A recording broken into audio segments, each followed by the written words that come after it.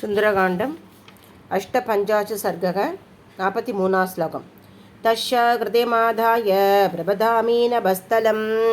सा विसृष्टभुजा भीमा बबादलवनाम्बसी मया पर्वतशङ्का सा निकृतकृतया सती शृणोमि ककतानां च सिद्धानां चारणै सक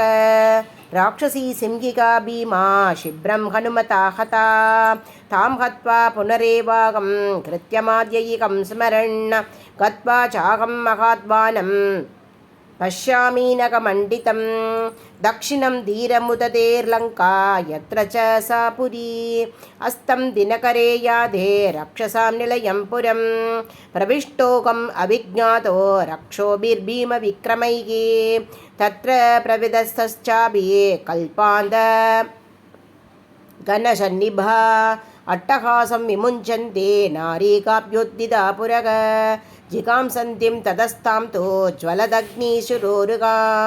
सव्यमुष्टि प्रहारेण पराजित्य शुभैरवा प्रदोषकाले प्रविशं वीतयागं दयोदितः अहं लङ्कापुरी वीर निर्जिता विक्रमेण ते यस्मात् विजेतासि सर्वरक्षांस्य शेषतः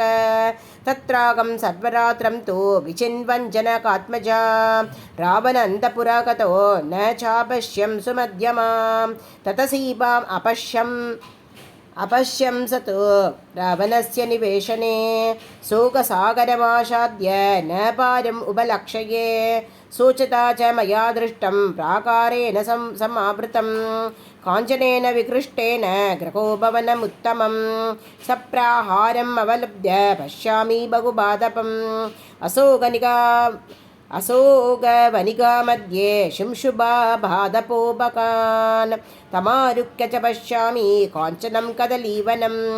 अदूरे शिंशुभावृक्षात् पश्यामि वरवर्णिनीं श्यामां कमलभद्राक्षीम् उपवासकृशाननां तथैकवाससंवीतां ऋजोद्वत्सिरोरुकां शोकसन्तापदीनाङ्गीं शीताभद्रुहिते स्थितां राक्षसीभिर्विरूपाभिः क्रूराभिरभिसंवृतां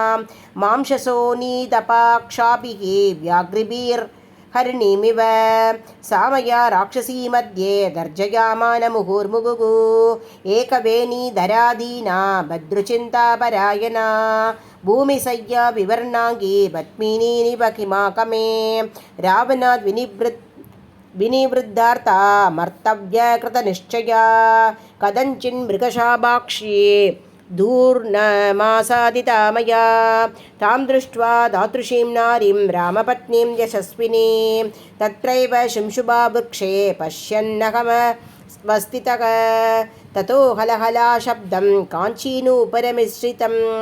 शृणों यदि गगगम्भीरं रावणस्य निवेशने ततोऽहं परमोद्विग्नस्वरूपं प्रति संहरन् अहं तु शिंशुभावृक्षे पक्षीव गगने स्थितः ततो रावणधारा च रावणश्च महाबलः तं देशं समनुप्राप्ता यत्र सीता अभवत्सिता तद्दृष्ट्वा तवरारोगा सीता रक्षोगणेश्वरं शङ्कुश्योरुस्तनौ बीनौ बाहुभ्यां परिरभ्य च पित्रस्ता परमोद्विग्ना वीक्षमाणां ततस्ततः त्राणं किञ्चिदपश्य